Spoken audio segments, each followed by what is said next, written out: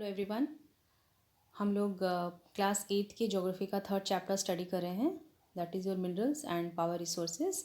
इसमें हम लोग पहले 2 क्लासेस ले चुके हैं, तो हमने उन क्लासेस में जो भी पढ़ा है उसको हम लोग थोड़ा सा रिवाइज कर लेते हैं। सो let us see the definition of minerals first, that what do you mean bye mineral.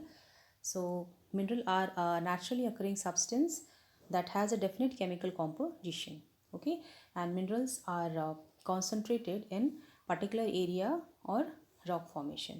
ठीक, और जो मिनरल्स हैं वो कुछ ऐसे एरियाज़ में भी पाए जाते हैं जो कि हमारे लिए इजीली एसेसिबल नहीं है, जहाँ हम आसानी से पहुँच नहीं सकते, जैसे आपका पोलर रीजन्स हो गए, ठीक है, अंटार्कटिका है, आर्कटिक है, okay.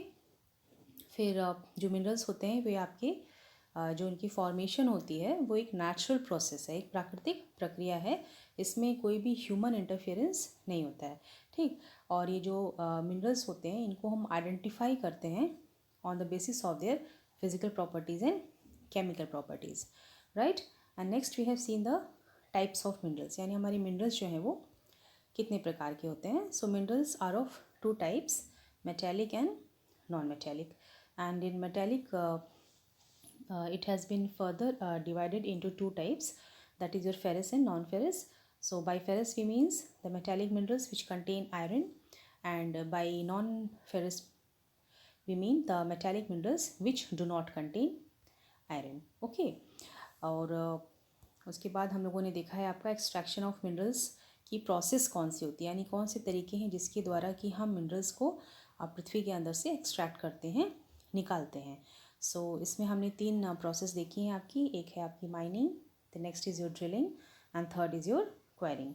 And mining process is further classified into 2 types, that is your open cast mining and shaft mining. तो ओपन कास्ट माइनिंग में जो मिनरल्स होते हैं ये शैलो डेप्थ में होते हैं। शैलो डेप्थ का मतलब होता है जो बहुत ज़्यादा गहराई में नहीं होते, okay, and they are taken out by removing the surface layer। and shaft mining, in the shaft mining the deep bores are made। ये जो डीप बोर होते हैं इसी को हम लोग शाफ्ट कहते हैं, ओके।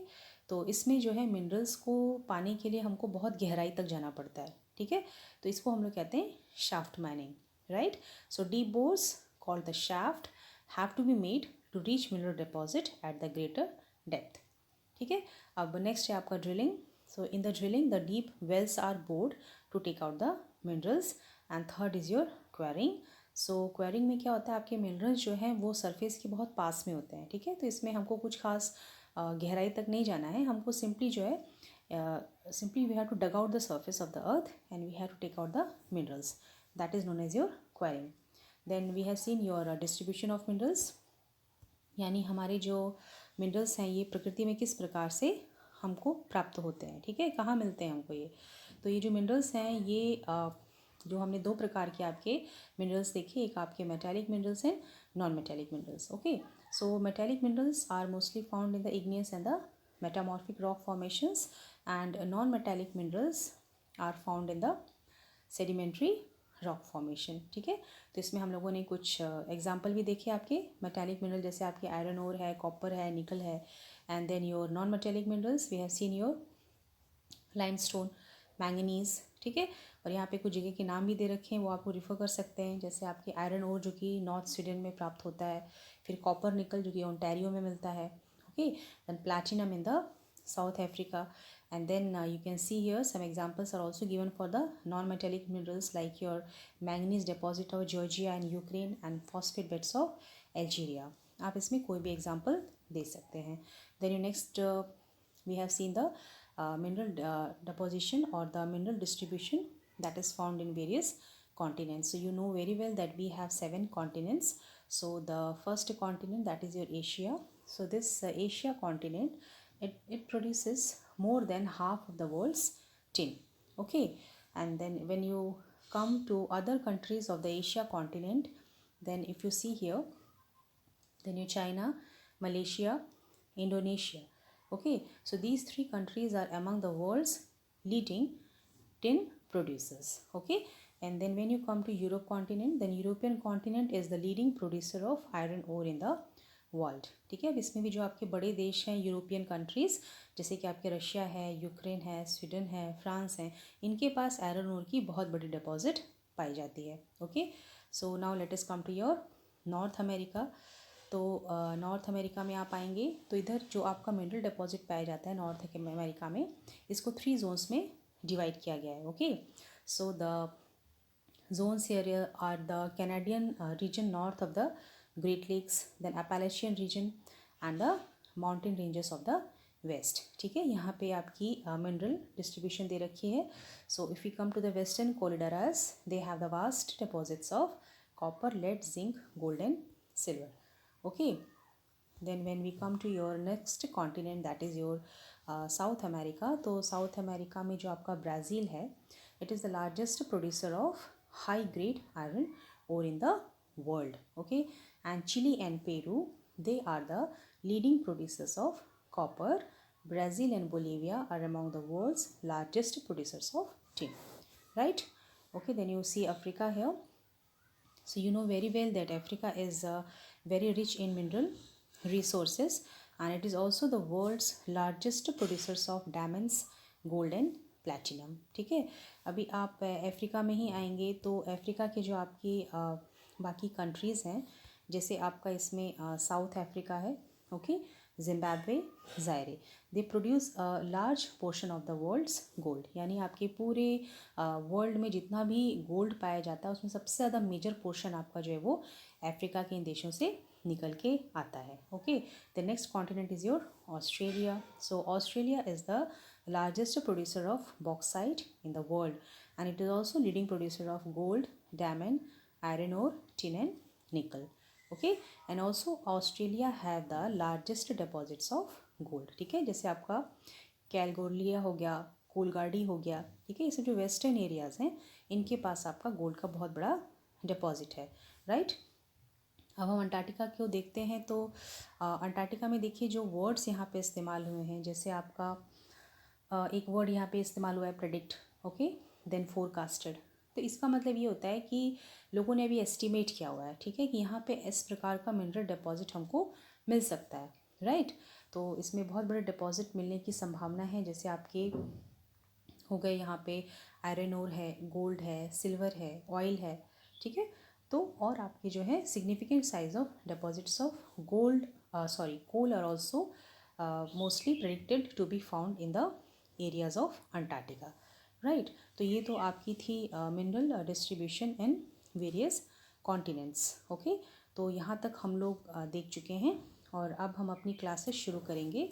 और हमारा जो नेक्स्ट टॉपिक है वह है आपका यूजेस ऑफ मिनरल्स. यानी ये जो मिनरल्स हैं ये किस प्रकार से हम लोग इस्तेमाल करते हैं, हमारे लिए किस प्रकार से ये यूज़फुल हैं.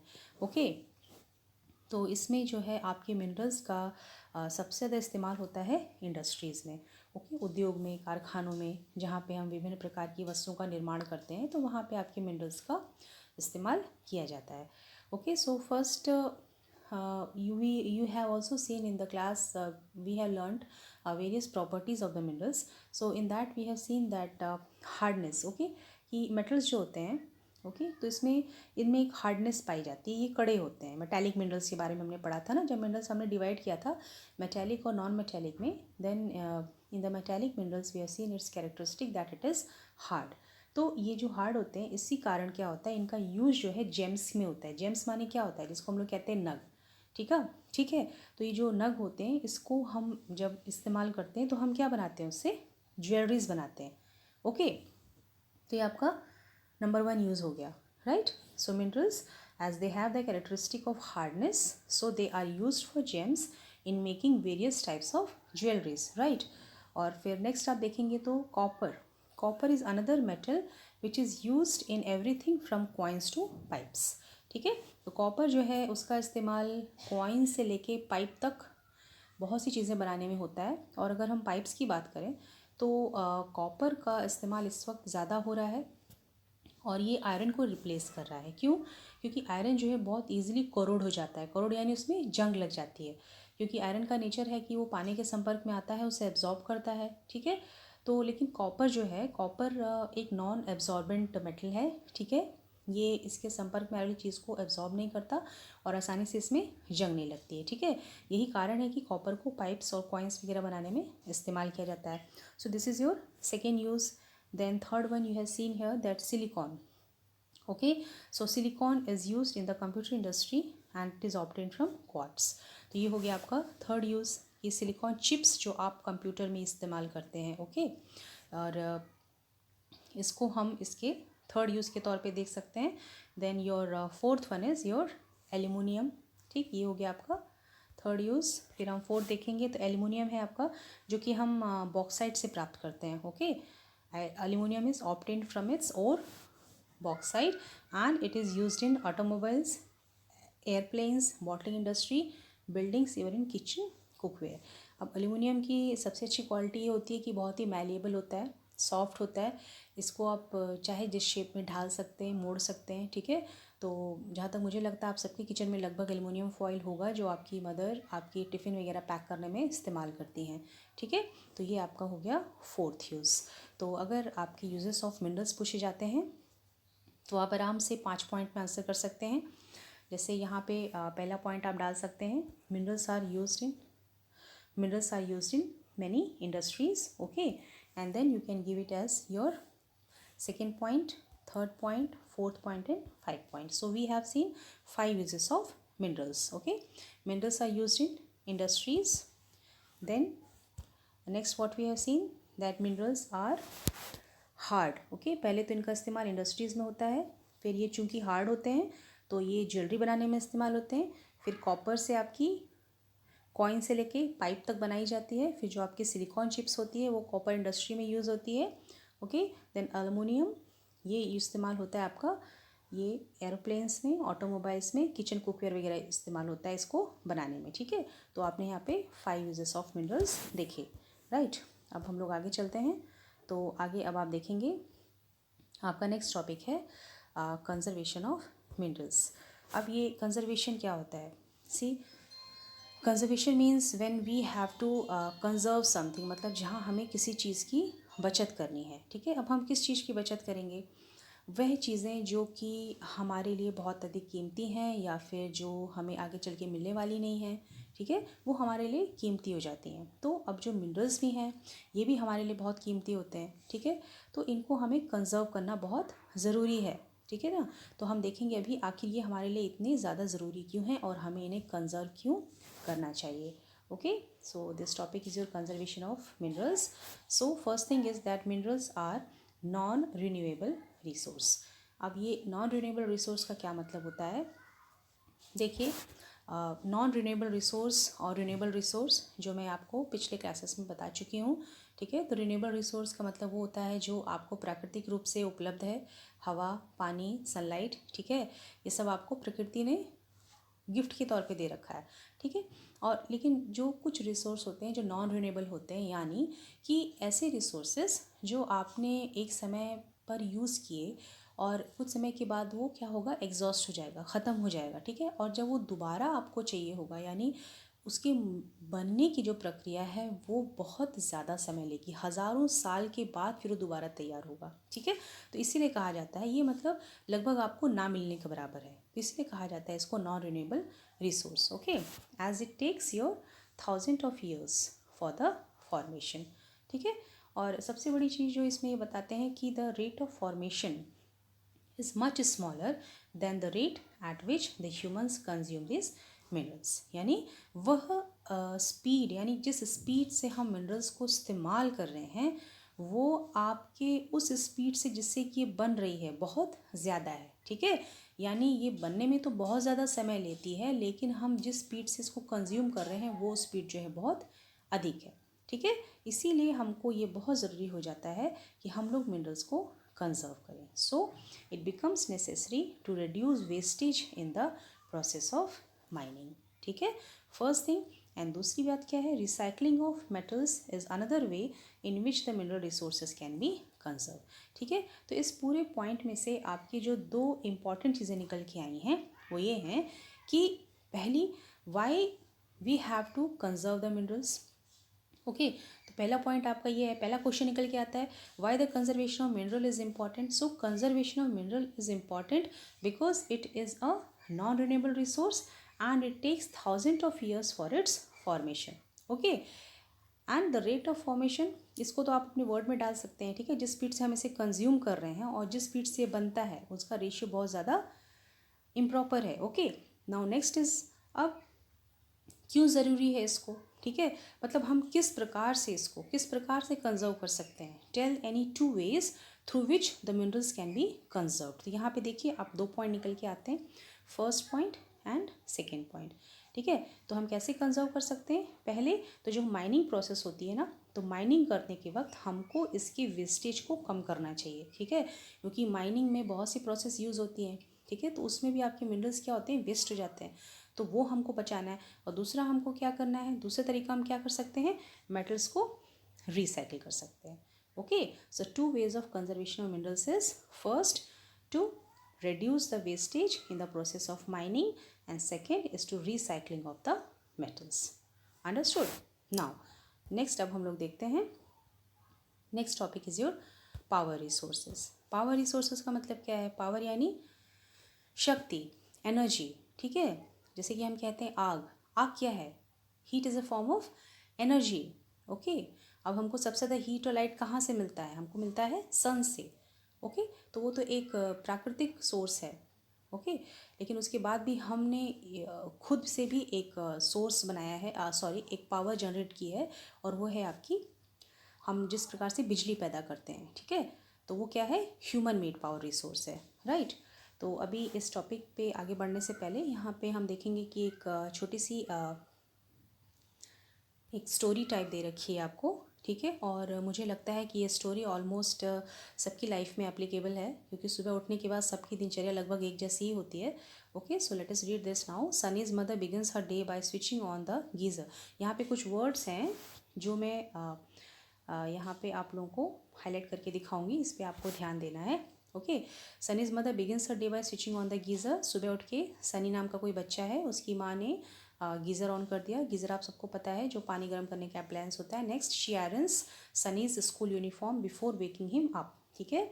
अब उन्होंने जो है अपने बच्चे के कपड़े प्रेस किए, ठीक है, उसको उठाया, और उठाने के बाद वो भाग के किचन में गई। She rushes to the kitchen to prepare a glass of orange juice for him in the blender, ठीक है। अब उसके बाद Sunny, have you finish taking bath. अब जब उठ गए हैं तो उनकी माँ उनसे पूछ रही हैं कि क्या आप नहा चुके हैं, come and have your breakfast, वो उनको ब्रेकफास्ट के लिए बुला रही हैं। Calls out mother while preparing breakfast on the gas stove for Sunny, ठीक है, और वो गैस स्टोव पे सनी के लिए नाश्ता बना रही है। While going to school Sunny forgets to switch off lights and fans, ठीक है। अब स्कूल जाने से पहले जो सनी हैं वो पंखा और बत्तियां बंद करना भूल जाते हैं, जैसे कि आप सब भूलते होंगे, बहुत कॉमन चीज़ है। So when mother switches them off, she thinks the life in the cities में be more comfortable, but it's dependency on more and more gadgets, all of which consume energy, has led to a wide gap between the demand and the supply. With the advent of science and technology, the lifestyles are changing very fast, ठीक है। तो यहाँ पे जब पंखे और light Sunny की mother बंद कर रही हैं तो वो सोच रही हैं अपने मन में कि ये जितने भी चीज़ें आज हमको उपलब्ध हैं शहरों में, बिजली हैं, पंखे हैं, ब्लेंडर हैं, गैस स्टोव है, गीज़र है, ये सब से हमारी ज़िंदगी कितनी आसान हो गई है, ठीक है। लेकिन इसके साथ ही इसका एक दूसरा जो रूप है वो ये है कि इससे जो एनर्जी कंजम्पशन बहुत अधिक है, ठीक है, इससे इलेक्ट्रिसिटी बहुत यूज़ हो रही है, और जिस स्पीड से इसको कंज्यूम किया जा रहा है वो जो है इसका जो सप्लाई है उससे कहीं अधिक है, यानी सप्लाई कम है, डिमांड इसकी ज़्यादा है। क्यों? क्योंकि दिन पे दिन पॉपुलेशन बढ़ रही है, लोग बढ़ रहे हैं, सबको नीड्स है, सबको चाहिए, ठीक है, लेकिन उसका जो सप्लाई है वो क्या है, वो कम हो रहा है।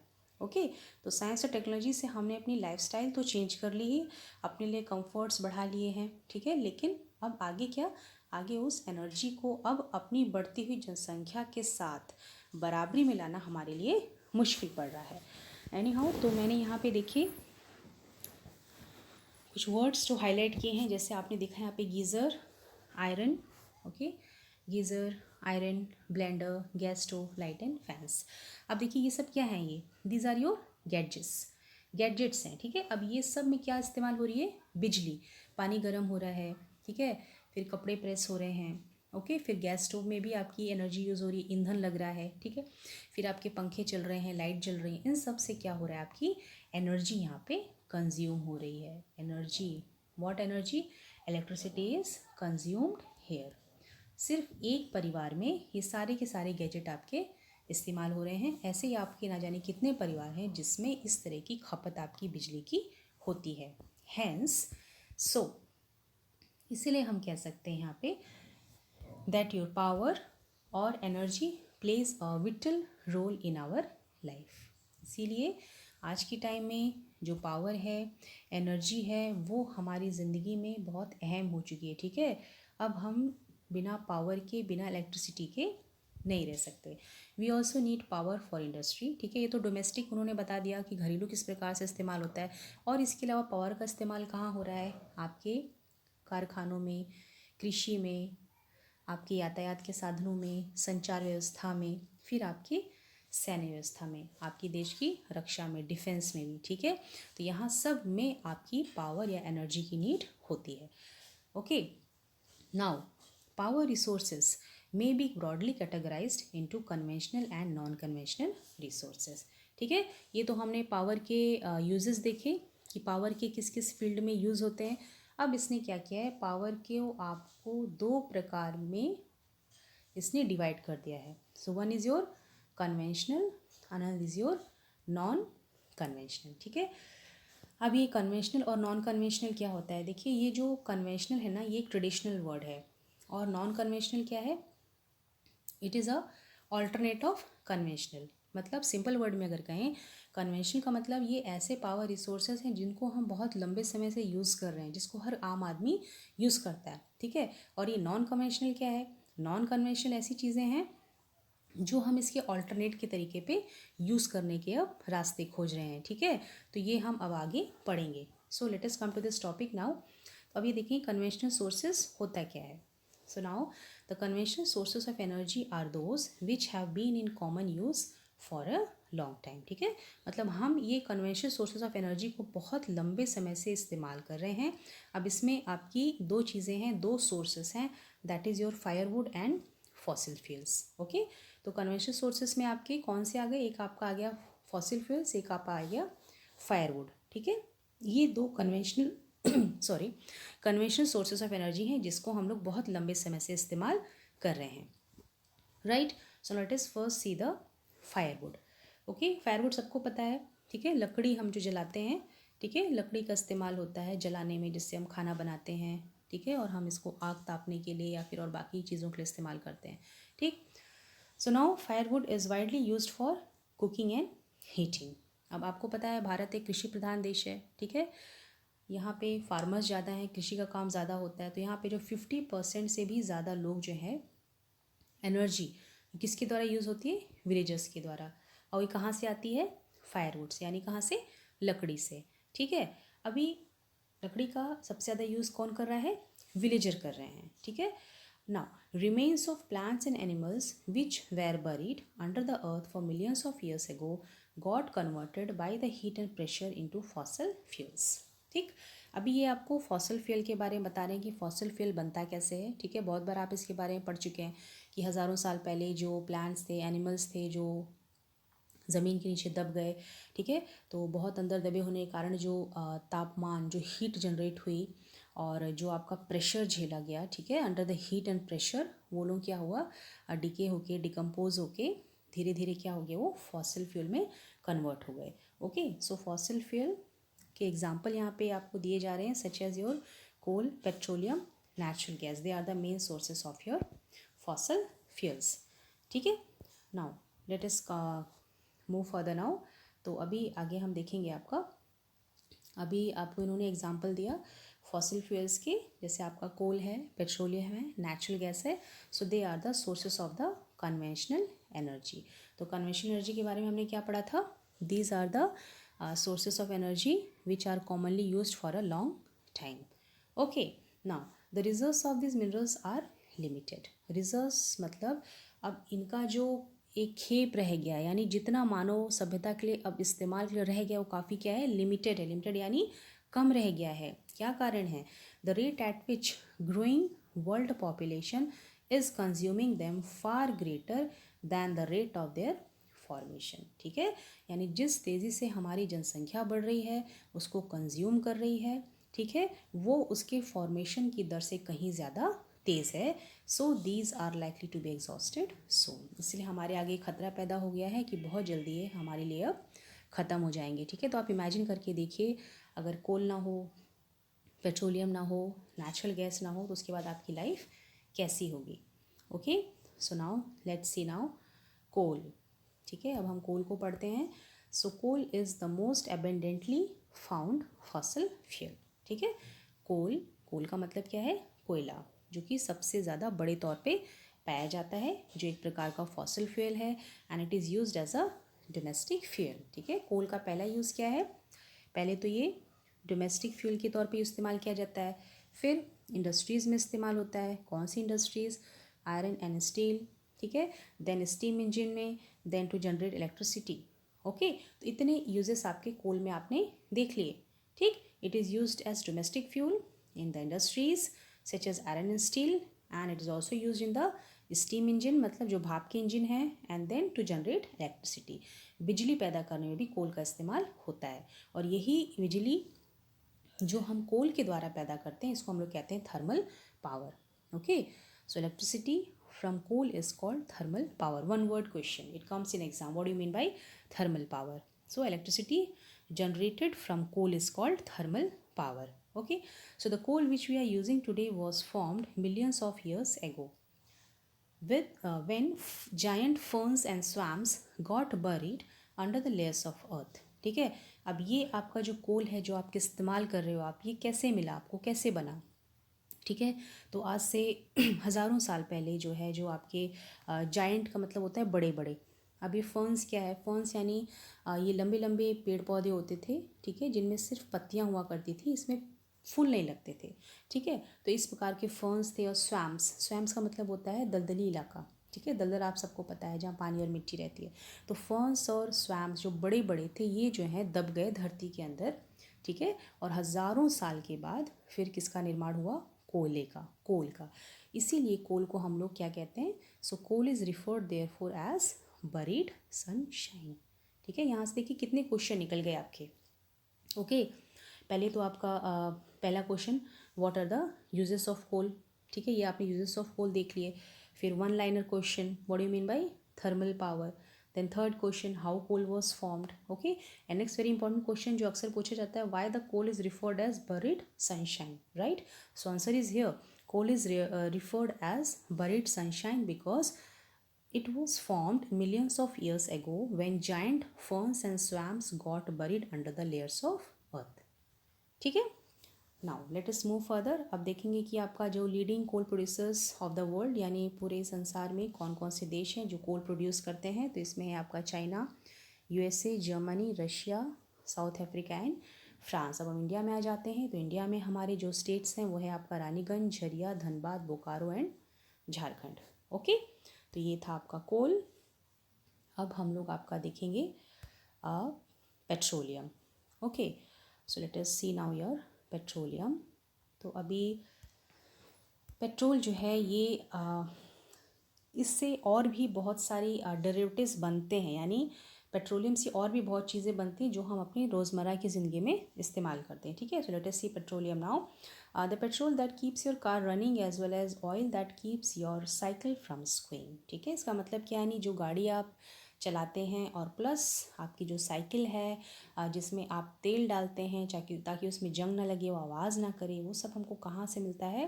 पेट्रोलियम से। So both began as a thick black liquid called petroleum, ठीक है। अब वो पेट्रोल जो आप अपनी गाड़ी में डाल रहे हैं और वो तेल जो आप अपनी साइकिल में डाल रहे हैं, वो दोनों ही कहाँ से निकल के आए हैं? पेट्रोलियम से। और ये वैसे नहीं होते हैं जैसे कि आपको मिलते हैं मार्केट में, जो आप खरीदते हैं, ठीक है। ये हमको जब नेचर से मिलता है, जब हम इनको एक्सट्रैक्ट करते हैं, तो ये बहुत ही मोटा काले रंग का लिक्विड होता है, ठीक है। ये साफ़ नहीं होता है। So this occurs as a thick black liquid, जिसको हम लोग कहते हैं पेट्रोलियम। अब ये मिलता कहाँ है? It is found between the layers of the rocks, ठीक है। ये पत्थरों के परतों के बीच में रहता है और इसको ड्रिल किया जाता है। It is drilled from the oil fields located in offshore and coastal areas. ठीक है, तो पत्थरों की परतों के बीच में रहता है, इसको ड्रिल करके निकाला जाता है ऑयल फील्ड से। ऑयल फील्ड से मतलब जहाँ वो क्षेत्र जहाँ पे उपलब्ध रहते हैं। ऑफशोर का मतलब आपका जो समंदर का तलहट है, यानी नीचे जो ज़मीन है समंदर के नीचे, सी बेड जिसको कहा जाता है, और कोस्टल एरिया यानी समंदर के पास उसका जो किनारा है। ठीक है, तो वहाँ से पेट्रोलियम प्राप्त होता है। तो जब वहाँ से पेट्रोलियम आपका एक्सट्रैक्ट कर लिया जाता है ड्रिलिंग के बाद, then it is sent to refineries. ठीक है, रिफाइनरी में इसको जाके क्या करते हैं, साफ़ करते हैं। ठीक है, which process the crude oil. Crude oil यानी कच्चा तेल, इसको क्या करते हैं, साफ़ करते हैं, और साफ़ करके then it produces a variety of products. अब इस पेट्रोलियम से और बहुत से प्रोडक्ट्स बनाए जाते हैं। कौन कौन से product, like your diesel sorry petrol, kerosene, wax, plastics, lubricants. ठीक है, देखिए इतने डेरिवेटिव्स, इतने प्रोडक्ट्स आपके अकेले पेट्रोलियम से निकल के आते हैं। ठीक है, रिफाइनरी में साफ होने के बाद। Now important thing here is petroleum and its derivatives are called black gold as they are very valuable. ठीक है, अभी देखिए, अभी जो पेट्रोलियम है इसका क्वेश्चन पूछा जाता है, why petroleum is known as black gold. ठीक है, तो इसका जो आंसर है वो ये है, इसको ब्लैक गोल्ड इसलिए कहते हैं because we get it from the nature as a thick black liquid and as it is very precious to us, it is very valuable, so it is known as your black gold. Black कहा गया है इसकी colour की वजह से, क्योंकि हमको black रूप में मिलता है ये ब्लैक कलर में। और गोल्ड क्यों कहा गया है, जैसे गोल्ड हमारे लिए बहुत प्रेशियस होता है, वैसे पेट्रोलियम भी प्रेशियस है। क्यों, क्योंकि आपको पता है ये नॉन रिन्यूएबल रिसोर्स है, मिलियंस ऑफ ईयर्स लगता है इसको बनने में, तो हमको इसको क्या करना है, बचाना है। So this is your black gold, ये हमारे लिए काले सोने की तरह है। Okay, now the chief petroleum producing countries. अब कौन कौन से कंट्रीज़ हैं जो पेट्रोलियम प्रोड्यूस कर रहे हैं, आपका Iran, Iraq, Saudi Arabia, Qatar. Okay, and the major producers are USA, Russia, Venezuela, Algeria. ठीक है, अब हम इंडिया में आ जाएं तो इंडिया में कहाँ कहाँ पेट्रोलियम मिलता है हमको, see we find in India in the Digboi in Assam, Bombay High in Mumbai, and the deltas of Krishna and Godavari rivers. ठीक है, ये इंडिया का जो है ये इंपॉर्टेंट है, ये आपको पता होना चाहिए। और ये सब तो मान लीजिए एक नॉर्मल चीज़ जो आपको मालूम ही होगी। ठीक है, इंडिया में ये चीज़ें आप इसको ठीक से रिफ़र कर लीजिएगा, यानी कौन कौन सी प्लेसेस जहाँ पे पेट्रोलियम पाया जाता है। Okay, it is commonly asked. Now let us move further. तो अभी आपका रह गया है natural gas, conventional sources of energy में, इसको भी देख लेते हैं। सो natural gas is found with petroleum deposits. ठीक है, अब जहाँ से हमको पेट्रोलियम डिपॉजिट मिलता है वहीं से हमको नेचुरल गैस भी मिलती है। और ये हमको मिलता कब है, when the crude oil is brought to the surface. ठीक है, अभी जब हमने देखा कि पेट्रोलियम कैसे फॉर्म होता है, प्लांट्स और एनिमल्स जो हज़ारों साल के लिए पत्थरों के बीच में ज़मीन के अंदर दब गए, तो जब बहुत ज़्यादा टेम्परेचर प्रेशर रहता है तो वहाँ से गैस रिलीज़ होती है, और वो गैस उसमें फंसी रहती है। जब तक पेट्रोल अंदर है उसको हमने ड्रिल नहीं किया, अंदर गैस भी फंसी है, लेकिन जैसे हम उसको ड्रिल करते हैं, एक्सट्रैक्ट करते हैं, साथ में ही वो नेचुरल गैस भी निकल के बाहर आ जाती है। Okay, so this natural gas can be used as domestic as well as industrial fuel. ठीक है, अब इस नेचुरल गैस का ईंधन की तरह इस्तेमाल होता है हमारे घरों में भी और कारखानों में भी। Okay, so now natural gas is a important clean energy resource with diverse usages. अभी देखिए, नेचुरल गैस जो एक ऑल्टरनेट का रूप है किसके ऊपर, जो बाकी हम गैसेस यूज़ कर रहे हैं। ठीक है, जैसे आपका पेट्रोल हो गया, डीजल हो गया, तो इन चीज़ों से क्या होता है, आपका पोल्यूशन बहुत होता है। ठीक है, लेकिन नेचुरल गैस जो है ना, ये पोल्यूशन नहीं फैलाता है। ठीक है, तो इसीलिए जो है इसको क्लीन एनर्जी रिसोर्स कहा जाता है। ओके, अब इसके देखिए डाइवर्स यूसेजेस बता रहे हैं, मतलब इसके बहुत सारे बेनिफिट्स हैं, बहुत से यूज़ हैं। So it is use as a fuel in power sector. ठीक है, जो भी एनर्जी जनरेट करने का सेक्टर है वहाँ पे ये ईंधन की तरह काम करता है। क्या करने के लिए, to generate electricity for heating purpose in industries. ठीक है, तो इसका फ्यूल की तरह इस्तेमाल होता है, चाहे आपको डिपॉजिट्स के साथ मिलता है। ठीक है, और जब हम पेट्रोलियम डिपॉजिट को ड्रिल करते हैं, एक्सट्रैक्ट करते हैं, तो साथ में हमको नेचुरल गैस भी मिलता है, and natural gas have various usages, right. So it is used as fuel in power sector to generate electricity and for heating purpose in industries and as a raw material in the chemical, petrochemical and fertilizer industries, as transport fuel and as cooking fuel, right। इसलिए इसने यहाँ पे natural gas के जो word use किया, that is your diverse usages. ठीक है, यानी इसके बहुत सारे यूजेस हैं। ठीक है ना, तो हमने इसको ईंधन की तरह इस्तेमाल किया, फिर एक रॉ मटेरियल की तरह इस्तेमाल किया केमिकल पेट्रोकेमिकल इंडस्ट्रीज़ में, फर्टिलाइजर इंडस्ट्रीज़ में, फिर हमने इसको ट्रांसपोर्ट में भी यूज़ किया, कुकिंग फ्यूल की तरह भी यूज़ किया। Okay, so these are the diverse uses of natural gases. तो यहाँ पे आपका क्वेश्चन तैयार है।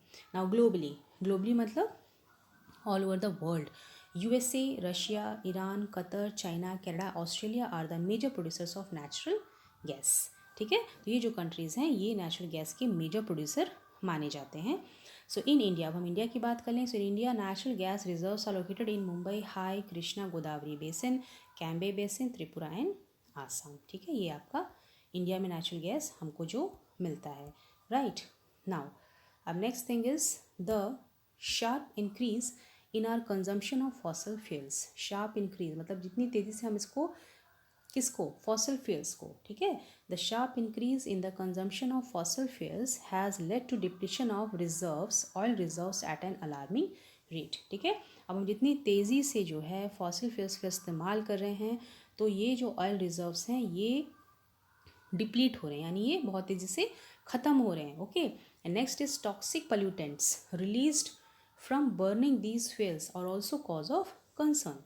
ठीक है, और जो पोल्यूशन फैल रहा है इसको यूज़ करने के द्वारा वो भी एक चिंता का विषय है। And natural gas is abundant and cleanest hydrocarbon. ठीक है, अभी ये ऑल्टरनेट की तरह बता रहे हैं, यानी फॉसिल फ्यूल जो हम इस्तेमाल कर रहे हैं उसकी दो प्रॉब्लम है। पहला क्या है, ये बहुत तेज़ी से डिप्लीट हो रहा है। दूसरा क्या है, ये पोल्यूशन फैला रहा है। तो इससे बचने के लिए हमारा दिमाग कहाँ जा रहा है, नेचुरल गैस की तरफ। क्यों, क्योंकि एक तो नेचुरल गैस क्या है, अबेंडेंटली अवेलेबल है, यानी ये बहुत ज़्यादा मात्रा में है, इसके डिप्लीट होने का खतरा नहीं है। और दूसरा क्या है, ये क्लीनेस्ट हाइड्रोकार्बन, मीन्स ये पोल्यूशन जो है वो नहीं फैलाता है। So the carbon dioxide and just 1/10 of the air pollutants of the coal when burned to generate electricity. Okay, now what it is saying, let us see now here your carbon dioxide. Okay, natural gas is abundant and is the cleanest hydrocarbon, producing around half the carbon dioxide and just 1/10 of the air pollutants of the coal when burnt to generate electricity. ठीक है, ये इसकी मात्रा बता रहा है। ठीक है, कि जितना कार्बन डाइऑक्साइड आपका कोल प्रोड्यूस करता है उससे बहुत ही कम प्रपोर्शन में आपका CO2 जो है वो नेचुरल गैस प्रोड्यूस करता है। So natural gas can help to support renewable or non-conventional sources of energy as a cleaner alternative to fossil fuels. Using natural gas can help to bridge the journey of moving from fossil fuels to clean energy sources. Okay, तो यहाँ पे आपको natural gas की use बता रहा है कि जिस प्रकार से फॉसिल फ्यूल डिप्लीट हो रहे हैं और जिस प्रकार से पोल्यूशन जनरेट कर रहे हैं, तो उसके ऑल्टरनेट तौर पे नेचुरल गैस को यूज़ कर सकते हैं, क्योंकि नेचुरल गैस जो है रिन्यूएबल और non conventional sources of energy के तौर पे इस्तेमाल हो सकता है, और ये जो फॉसिल फ्यूल्स के ऑल्टरनेट के तौर पे हम लोगों को इस वक्त हमारे पास जो है वो उपलब्ध है। ओके, तो यहाँ पे आपके लिए क्वेश्चन जो आ सकता है वो ये है कि what are the uses of natural gas. ठीक है, नेचुरल गैस का यूजेस क्या है, plus why it is seen as a alternate. Okay, alternate with the fossil fuels. ऐसा क्या कारण है जिसकी वजह से कि हम इसको फॉसिल फ्यूल्स के ऑल्टरनेट के तौर पे देखते हैं। Okay, so this is the class today. और आगे अब हमारे लिए हाइडल पावर है जिसको हम अगली क्लास में देखेंगे। ओके, तो अभी हमने आज जो भी पढ़ा उसको हम थोड़ा सा एक बार रिवाइज कर लेते हैं। What we have seen today, so today we have seen the uses of minerals. ठीक है, हमने आपके यूजेस ऑफ मिनरल्स में आपके 5 यूजेस देखे हैं, किस प्रकार से मिनरल्स हमारे लिए यूज़फुल हैं। Okay, then we have seen your conservation of minerals, कि मिनरल्स को कंजर्व करना हमारे लिए क्यों इंपॉर्टेंट है। Then we have seen the power resources.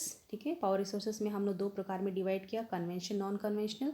और कन्वेंशन में we have 2 sources, that is your firewood and the fossil fuel. And then we have seen your coal.